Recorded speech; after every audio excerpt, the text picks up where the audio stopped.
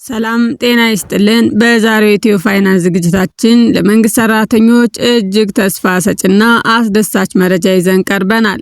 የፌዴራል ሲቪል ሰርቪስ ኮሚሽን ኮሚሽነር ዶክተር መኩሪያ ኃይሌ ለመንግስት ሰራተኞች አዲስ የምስራች አብስረዋል። ኢኮኖሚው አሁን ካለበት ሁኔታ አንጻር ከመደበኛው እቅድ ውጪ ተጨማሪ የደሞዝ ጭማሪ እንዲደረግ ማስገደዱን ኮሚሽነሩ በዝርዝር አስታውቀዋል።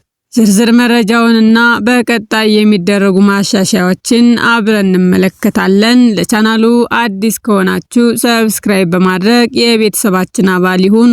ኮሚሽነሩ እንደገለጹት የመንግስት ሰራተኞችን የኑሮ ሁኔታ በዘላቂነት ለማሻሻል መንግስት በከፍተኛ ቁርጠኝነት እየሰራ ይገኛል። በዚህም በተደረገው መጠነ ሰፊ ሪፎርም በአንድ ዓመት ውስጥ ብቻ 290 ቢሊዮን ብር የሚጠጋ ወጪ ተደርጓል። ይህ ግዙፍ በጀት በሁለት ምዕራፎች የተከፈለ ሲሆን የመጀመሪያው በጥቅምት 2017 ዓ.ም የተመደበው 90 ቢሊዮን ብር ሲሆን ሁለተኛው ደግሞ በመስከረም 2018 ዓ.ም በተደረገው ማስተካከያ የታከለው ተጨማሪ 200 ቢሊዮን ብር ነው። ይህም መንግስት የሰራተኛውን የኑሮ ጫና ለመቀነስ እያደረገ ያለውን ጥረት የሚያሳይ ሕያው ምስክር ነው ብለዋል። በሪፎርሙ መሰረት አዲስ አሰራር የተዘረጋ ሲሆን ይህም በየ2 ዓመቱ የደሞዝ ጭማሪ እንዲሁም በየ4 ዓመቱ ደግሞ አጠቃላይ የደሞዝ ማስተካከያ እንዲደረግ ይደነግጋል። ይሁን እንጂ ኮሚሽነር ዶክተር መኩሪያ አንድ ወሳኝ ነጥብ አንስተዋል። አሁን ያለው የኑሮ ውድነትና ሀገራዊ የኢኮኖሚ ሁኔታ ሰራተኛው ለጭማሪ 2 ዓመት እንዲጠብቅ አያስችለውም ብለዋል። በመሆኑም ኢኮኖሚው በራሱ ከእቅድ ውጭ ተጨማሪ ማሻሻያዎችን እንዲያደርጉ እያስገደደ መሆኑና መንግስትም ለዚህ ምላሽ ለመስጠት እየተዘጋጀ መሆኑን በግልጽ አረጋግጠዋል። በቅርቡ መልካም አስተዳደር ለአፍሪካ በተሰኘ መድረክ ላይ የሲቪል ሰርቪሱ ዋና ተግዳሮቶች ተነስተዋል። በአሁኑ ወቅት በኢትዮጵያ 2.5 ሚሊዮን የመንግስት ሰራተኞች ቢኖሩም የብቃት ክፍተት እንደ ትልቅ ችግር ተጠቅሷል። ከሰራተኞቹ መካከል 57 በመቶ ከዲግሪ በታች የትምህርት ደረጃ ያላቸው መሆኑ ተገልጿል።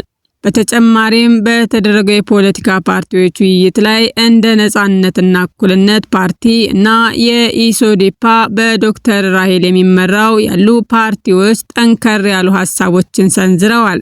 ሲቪል ሰርቪሱ ከፖለቲካ ተጽዕኖ ነፃ መሆን እንዳለበት፣ የሰራተኞች መብት የሚከበርባቸው ማህበራት መጠናከር እንዳለባቸውና በብቃት ላይ የተመሰረተ ሹመት ሊሰፍን እንደሚገባ አሳስበዋል። ለተነሱት ስጋቶች ምላሽ የሰጡት ኮሚሽነሩ መንግስት ሲቪል ሰርቪሱን ሙሉ በሙሉ ገለልተኛ ለማድረግ በአዋጅ ጭምር ተደንግጎ እየሰራ መሆኑን ገልጸዋል።